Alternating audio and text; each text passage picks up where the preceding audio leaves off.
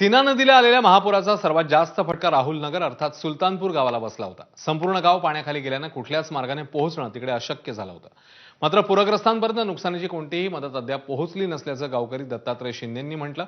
आज दिवाळीचा शेवटचा दिवस मात्र अजूनही दारफळमधली कुटुंब शासनाच्या मदतीच्या प्रतीक्षेत आहेत।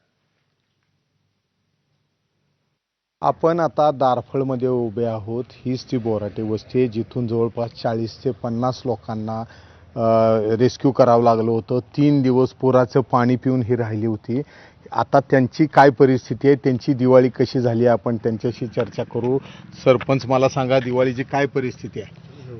म्हणजे माझ्या जन्मापासून आमच्या आजोबापासूनची ही जी परिस्थिती आहे हे फर्स्ट टाइम आम्ही पाहतोय। असं ह्याच्या आधी कधी झालं नव्हतं। बघेल तिकडे पाण्याची परिस्थिती होती, आज ह्या पुराची परिस्थिती ओसरून आज आम्ही जे आहे दिवाळीचा सण उत्साह साजरा करण्यासाठी राहिलो, पण आमच्या हातात काहीच नाहीये। अनेक लोक तुमच्या घरावर थांबली होती, रेस्क्यू करायची वेळ तुमच्या इथं आली, तुम्हाला किती मदत मिळाली?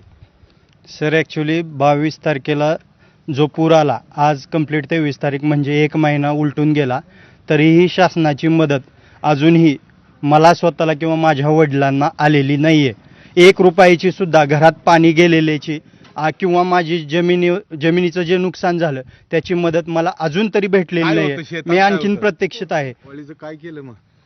काय नाही, दिवाळी दुसऱ्यांनी सर्वांनी भेट दिलेली, तीच दिवाळी आमची। घरी काय आणखीन बनवलेलं नाही आम्ही।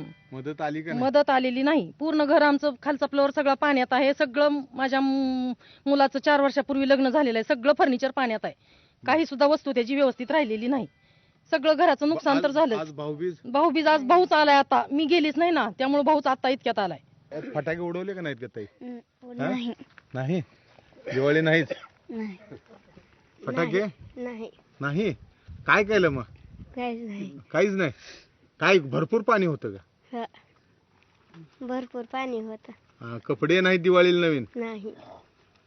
तर ही अशी अवस्था यांची पूरग्रस्तांची, काहीही यांना मिळाली नाही। शासनाची मदत तुटपुंजी जी काही जणांना मिळाली, अनेक जणांना ही मदतही पोचली नाही। त्यामुळे या चिमुरड्यांनाही दिवाळी झालेली नाही किंवा या महिला वर्गांनाही दिवाळी झाल्यासारखी वाटलेली नाही। त्यामुळे शासनाने जे काही शब्द दिले होते ते जर वेळेत पाळले असते तर या गरिबांना दिवाळीचा थोडाफार आनंद घेता आला असता। दारफळ सीना काठून कॅमेरामन सचिन जाडेसह सुनील दिवाण, ABP माझा।